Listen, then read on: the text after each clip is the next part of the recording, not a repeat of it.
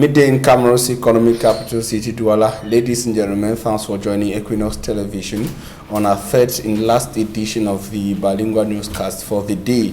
The first part is the French language with Nadine Yambo. Good afternoon. Good afternoon, for me, Armstrong Sanda. Mesdames et messieurs, bonjour. Merci d'honorer ce rendez-vous de l'information sur Equinox Télévision. Les populations d'Ambam, dans la région du Sud, s'opposent farouchement à l'accaparement de leurs terres. Une enquête réalisée par la société civile révèle des milliers d'hectares de terrain arrachés à ces populations au profit de deux grandes sociétés agro-industrie, et c'est donc en totale violation de leurs droits. D'autres précisions dans ce reportage de Marcelin Gansop. Le rapport qui pèse 100 pages met à nu l'accaparement des terres dans plusieurs villages d'Ambam, dans le département de la vallée du Ntem. Un agriculteur qui se lève, sort de chez lui avec sa machette et qui s'en va défricher son champ. Et c'est là-bas qu'il découvre des hommes qui sont en train de marquer les arbres et qui lui disent, bon, cette partie-ci a été donnée, n'est-ce pas, à telle entreprise, désormais vous n'avez plus droit à l'accès. Du jour au lendemain, et sans avoir été approchés ni informés, les populations ont vu leurs terres être incorporées dans le domaine privé de l'État et cédées aux agro-industries. Donc on voit seulement les pick-up qui entrent et qui circulent avec des affiches PAC à leur portière. C'est par curiosité qu'on se demande, mais qu'est-ce que ces gens-là vont chercher en brousse? On envoie le comité de vigilance en brousse, ils nous ramènent le fait que non, ces gens qui entrent avec des pick-up sont en train de défricher les champs. Donc ils faisaient en même temps le défrichage, la trouaison, le planting, l'abattage et le tronçonnage venaient après. L'enquête menée entre avril et juin 2020 parle de plus de 57 000 hectares de terres perdus par les populations, alors que ces espaces constituaient leur mamelle nourricière. Et on avait une interdiction d'y mettre encore pied. On va déjà à 2 ans, on ne cultive pas par chez nous, on fait des petits trucs derrière la maison jusqu'à ce que la chose soit clarifiée. On a constaté de nombreux vices de procédure dans le processus d'implantation de ce projet-là, que ce soit au niveau de la déclaration ou le classement de cette terre-là, processus qui a conduit à son bornage, à l'établissement du titre foncier. On a pu constater un certain nombre de conflits, une très faible implication des populations locales et de nombreux risques sur le développement local. Au-delà de la simple dénonciation, l'enquête, dont les résultats viennent d'être publiés, invite les détenteurs d'enjeux nationaux et internationaux à prendre leurs responsabilités en vue de la restauration des droits des communautés locales impartées par ces cessions à grande échelle des terres. Il s'agit pour nous aujourd'hui, pour toute la société civile camerounaise, n'est-ce pas, les défenseurs des droits humains, de demander réparation, n'est-ce pas, pour ces populations-là, de demander la reconnaissance de leurs droits, n'est-ce pas, sur leurs forêts, sur l'espace qu'ils occupent. Les populations rurales ont besoin de terres sur lesquelles ils peuvent pratiquer cette agriculture-là.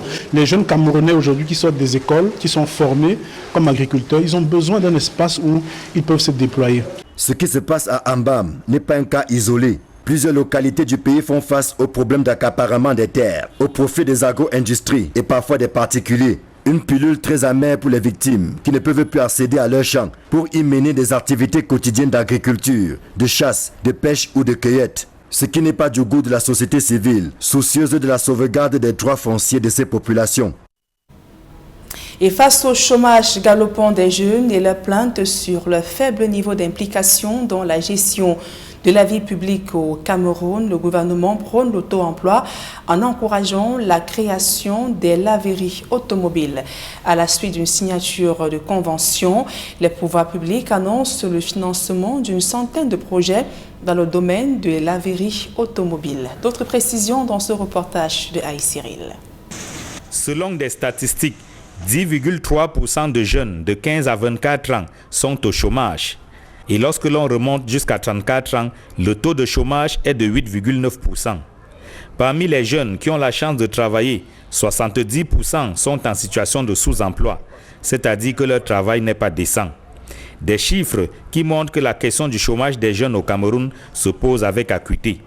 Face à ce défi, le gouvernement opte pour l'auto-emploi, notamment dans le domaine des laveries automobiles, grâce au projet OWASH. Il s'agit en fait d'accompagner la dynamique d'auto-emploi des jeunes, mais surtout d'être outillés aux techniques de gestion, mais surtout de s'assurer qu'ils jettent les bases de la pérennité en fait de leur micro-entreprise. Le gouvernement encourage donc les jeunes à créer des laveries, mais pas telle que l'on voit de nos jours au bord de la route. Il s'agit de laverie automatique beaucoup plus sophistiquée. Nous avons créé et nous fabriquons des machines de laverie auto. Donc c'est-à-dire quoi? Aujourd'hui au Cameroun, vous n'avez plus besoin, si vous voulez vous lancer dans l'entrepreneuriat, des car wash, d'aller loin un espace. Et les intempéries que nous avons coupure d'électricité, nous avons pallié à tout ce problème. Donc vous achetez votre kit au wash et les heures qui suivent, vous pouvez déjà commencer à rentabiliser. Sélectionnés au sein du plan triennal spécial jeunes, les 104 premiers projets qui bénéficieront d'un financement dans le cadre du programme OWASH ont d'ores et déjà été identifiés. Ils seront répartis dans les 10 régions du Cameroun. Le Niger, en collaboration avec le MINEFOP et le MINMESA, envisage dans le cadre de ce plan triennal spécial jeunes installer pour une première phase pilote 104 jeunes immédiatement à travers des laveries mobiles au wash dans les 10 chefs-lieux de région et les 58 chefs-lieux de département. Dans cette perspective, nous avons estimé qu'il y aurait immédiatement 312 emplois créés, évidemment les conditions de travail de ces jeunes ayant opté pour ce métier de laveur mobile innovant amélioré. La signature de la convention de partenariat entre l'État du Cameroun et la société OWASH Salut, initiatrice du projet, a eu lieu à Yaoundé. Le ministre des Petites et Moyennes Entreprises, de l'Économie sociale et de l'Artisanat, le ministre de l'Emploi et de la Formation professionnelle, ainsi que le ministre de la Jeunesse et de l'Éducation civique ont signé pour le compte du gouvernement. Et nous ouvrons à présent la page santé de ce journal. La controverse autour du vaccin contre la pandémie de coronavirus plombe toutes les stratégies de vaccination contre le choléra dans la ville de Douala. Alors que plusieurs cas suspects ont été enregistrés dans certains quartiers, les équipes de vaccination sont confrontées à une réticence des parents sur le terrain qui refusent de faire vacciner leurs enfants. La campagne de vaccination officiellement lancée ce samedi dernier s'achève demain mardi. D'autres précisions avec Robert Mokoubé et Cédric Ding. Lancement officiel de la campagne de vaccination contre le choléra dans la ville de Douala. L'hôpital de district de Bonassama dans le 4e arrondissement a fait office de starting block pour les équipes afin de prendre de vitesse la contagion. Ici, un seul mot d'ordre. Je recommande, n'est-ce pas, aux parents de faire vacciner les enfants, d'accueillir favorablement les équipes de vaccination, tout comme je l'ai fait ce matin. Le vaccin, il est efficace, il marche, il est sûr. Vous nous avez vu prendre le vaccin et nous recommandons aux populations de prendre la deuxième dose parce que pour avoir une protection optimale dans jusqu'à 5 ans, c'est bien d'avoir les 2 doses. Quartier Mabanda, toujours dans le 4e arrondissement, cette partie de la ville a été fichée comme potentiel foyer de contamination avec plusieurs cas suspects détectés. Ici, l'insalubrité règne en maître. Les équipes auront donc fort à faire pour couvrir les 32 km² de superficie de Douala 4e. Une fois sur place, le chef de quartier se prête au jeu pour convaincre les habitants de sa localité. Donc la population de Mabanda avec son chef, le chef vous montre sa dose de vaccin.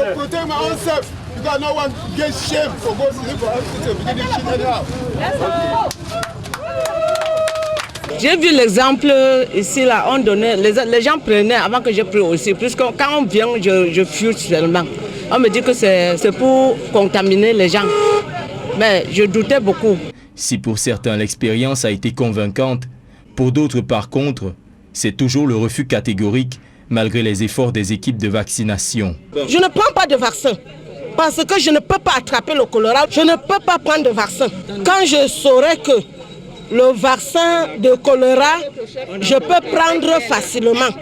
J'irai moi-même payer le vaccin et je prendrai. Cependant, pas de quoi démonter le moral des équipes de terrain qui restent à pied d'œuvre. La campagne s'étendra du 25 au 30 mars prochain, avec pour cible toute personne âgée de plus d'1 an. L'actualité sportive à présent, Francis Ngannou, champion du monde des arts martiaux mixtes, le Camerounais a mis KO l'Américain Stipe Miocic au deuxième round. Francis Ngannou tient ici sa revanche sur un adversaire qui lui avait battu il y a 3 ans. Et toujours en sport, je vous donne à présent les résultats des matchs de la 4e journée du championnat de Ligue 1 disputé hier dimanche à travers le pays au stade de la réunification de Douala. Avion du CAM et Indico de Banjul ont fait jeu égal, 0 but partout. À Melon, AS Fortuna a donc défait 1 but à 0. Stade Renard au centre technique de la CAF en Bankomo. Edin Sport et Union de Douala se sont séparés sur un score vierge, 0 but partout. À Bamenda, Lyon Sport Academy a battu Astre de Douala 1 but à 0. Et Tonnerre s'est incliné devant Coton Sport de Garoua 1 but contre 4. Et APGS a battu New Star de Douala. Et précisons également que samedi, Bambuto a battu 2 buts à 0 Yafoot. Dragon et Fauveau se sont séparés sur un score de parité, 1 but partout. Colombe a perdu face à la Panthère sportive d'Undé, 0 but contre 1. Et le match UMS de Loum, Canon de Yaoundé, a été reporté à une date ultérieure. À présent, la deuxième partie de ce journal avec vous, Fomi Armstrong Sanda. Thanks, Nadine Yambo. Ladies and gentlemen, thanks for joining us in the second segment of information in the English language. We begin on the sad page to say that the lifeless body of a man killed this morning by the wild elephant at the Mount Cameroon Forest Reserve is being moved downtown Buea in the southwest region of Cameroon. It should be recalled that the elephant went wild some weeks ago, destroying crops within Buea subdivision and also the West Coast subdivision. Some custodians of the Bakweri tradition, speaking to Davison Maimo in Libe, indicated that the gods of the land were angry over the continuous detention of Chief Ephraim Noni, traditional ruler of Bakingili, and the key elites of the Bakweri. We take you back to the report compiled by Davison Maimo in the course of last week.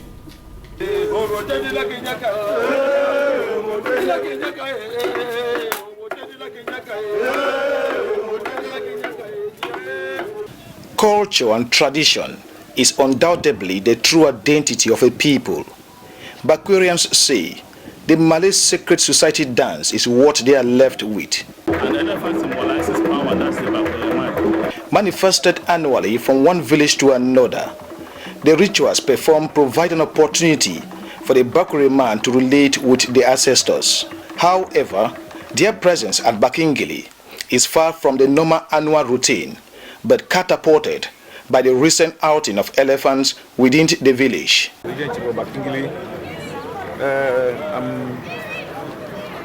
I'm doing this traditional dance to appease the elephant which has come in our area doing destruction.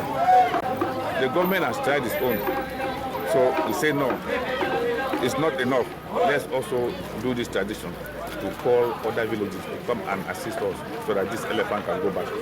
The destruction of crops and attacks on farmers by the elephant, some opine, signifies the gods are angry. They are angry because of the present situation that is going on. Whenever an elephant comes, it's an information that the ancestors are sending to us. It's a symbol, it's spiritual, it's not ordinary. So much so that we understand the message. It has overdue since Malay rituals was last performed in this village. It has been long since the Malay cult communion The last time we organized the elephant dance center for almost 11 years. Not leaving out the long absence of Chief Indoni Ephraim of Bakingili, an influential Malay member. You must remember that the chief of this village, His Excellency Indoni Ephraim, is also a member of the Malay group. And he's somebody who has been very instrumental in the development of the Malay dance. Chief Ephraim Indoni was one of the strongest members in Malay. If Chief Indoni is not in this village, physically, he's here spiritually. With the belief, top Malay members all have elephant totem. My own is with me and I know where it is. Anybody knows where his own elephant is. Their presence is to appease the elephant, believing after the manifestation and rituals performed in accordance with the Bakure customs, the elephant shall freely move far into the forest. We consulted our ancestors that we should do this traditional dance to appease the elephant. So whatever thing is happening here, they should know. We have come to make sure that everything goes back to normal. From Bukova, Boassa, Bukwango, Bojongo, Bumbuku, just to mention by these few, some of the groups made a stopover at the palace of Bobende village in Limbe 2 subdivision, announcing their presence to Chief Daniel Ndive Woka I, who is equally an important member of the Malay sect. And even with the rituals, the elephant is still very angry. Information we got this morning is that the elephant killed a forest guard at the Mount Cameron Forest Reserve, and officials, administrators of the locality went up to the mountain, and latest information just before the midday news said that the body of the man, a lifeless body should be noted, is being moved downtown Boya in the southwest region. We shall be coming back to that story, and now we stay in the Anglophone regions to talk about the effect of the Anglophone crisis on cattle business and beef in the northwest region. The prices of beef is said to be on a disturbing rise, and cattle dealers say they are having difficulties getting into a market in the suburbs to get cattle, as most of the times they are being attacked by armed individuals. Mbu Stella tells us more from Bamenda. At the cattle market in Bamenda, the number of cows there on a cattle market day, traders say, has dropped. Before in 2015-16, we have many cows, but now we have shortage of cows. Like now you can see, before we can have 450 cows to 500 cows every week in this market, but now we can struggle to have 150 cows to 200. The over 4 years armed conflict rocking the northwest and southwest regions has negatively impacted the cattle business. Like before, we usually go to Kumbu, cattle market at Takija, but now there is no market at Takija. We are not still going there. But now we usually go to Bafusam Tayandi market at Fumbande to buy and bring here. Sometimes we go to Acha Bengui to buy. Sometimes we go to Fundong to buy, Konane to buy, but now no way to go to Konane, Fundong to buy. We usually go only to Bengui to buy. Access to the divisions of the northwest region reputed for cattle rearing is described as scary.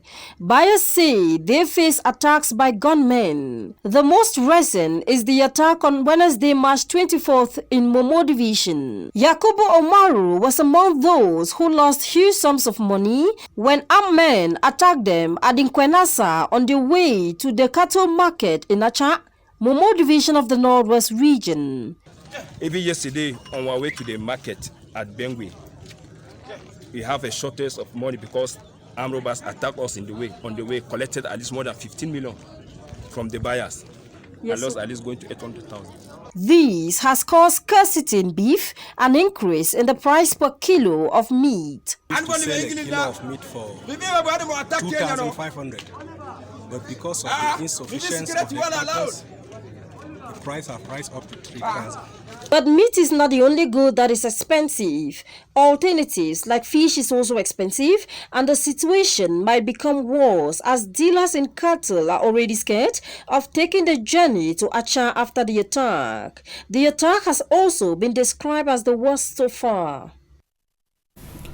And similarly, conflicts and insecurity in Chad, the Central African Republic and the Republic of Congo has pushed out some 15,226 persons who are now seeking asylum in the economic capital city of Cameroon, Douala. This is information from the United Nations High Commission for Refugees.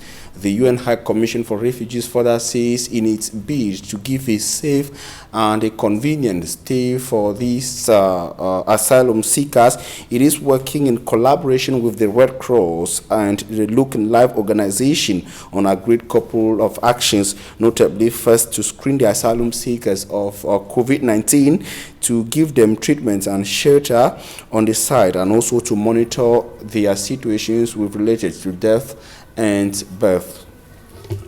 And now we talk of that a campaign or a vaccination campaign against cholera has officially been launched in Douala, though most city dwellers are still not ready to welcome the initiative. Those of Bonaberi in the Douala 4 subdivision think that it is a move from the government to administer COVID-19 vaccines to them. The situation is described in the following report compiled by Charles Ikome. A popular slogan goes thus: leaders must preach by example. So during the launch of the cholera vaccine campaign at the Bonasama Health District in the Douala 4 subdivision, administrators and healthcare workers were the first people to take the vaccine, so as to reassure the population so they don't fear getting vaccinated from a deadly disease, which has already recorded 10 cases and 1 death. To have an optimal protection, you need to receive 2 doses. So that's why today we are coming to give to the population the 2nd dose so that they are protected for at least 5 years, from 1 year old and above. So it's not for children only, it's for adults, because when we look at the death due to cholera in the past year, it's mostly adults. So we invite everybody to get vaccinated. After the launch of the campaign, several teams were deployed on the field, most precisely in the Bonasama and Mabanda neighborhoods, for sensitization. These neighborhoods in the Douala 4 subdivision are said to be the most affected by cholera, reason why they were the focal points of this exercise. People are dying. Last year, 1,800 people were affected by the cholera. Almost more than 100 died because of cholera. Maybe you've never seen a case of cholera. Cholera can kill in hours, just few hours. When you see the vaccine that can prevent you from going to hospital, from having your child dying, for having one member of your family dying, you should take that before, while making the advocacy that you should have road. I agree with you, you are right. We need road, we need drinking water, but in the meanwhile, we cannot let the population die. That's an interim solution while we are looking for long-term solutions. Despite the hard work put in place by the teams during sensitization, stiff resistance by some inhabitants in the neighborhoods were recorded. Medicine for cholera away. Place dirty, look at all side dirty. Don't I bring John medicine to move? Take another waiting. No, I fix the road.